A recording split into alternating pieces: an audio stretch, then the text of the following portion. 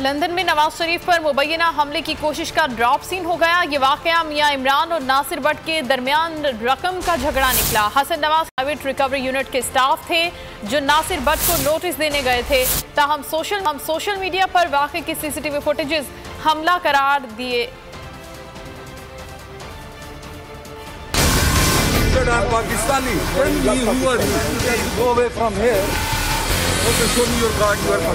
London में नवाज शरीफ पर मुबैना हमले की कोशिश का ड्रॉप सीन हो गया। वाकया मियां इमरान और नासिर भट्ट के दरमियान रकम का झगड़ा निकला।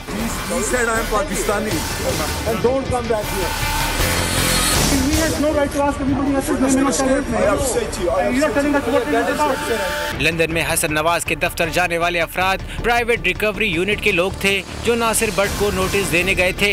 वो लोग नवाज शरीफ या हसन नवाज के लिए नहीं गए थे। गुज़िश्ता रोज लंदन में हसन नवाज के दफ्तर में 4 अफराद के घुसने की कोशिश पर हंगामा बरपा हो गया था। सोशल मीडिया पर वाकई फुटेजेस भी जारी कर दी गई थी।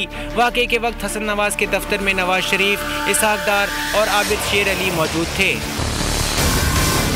Pakistani, when you are, go away from here. Okay, show me your card. You are Pakistani.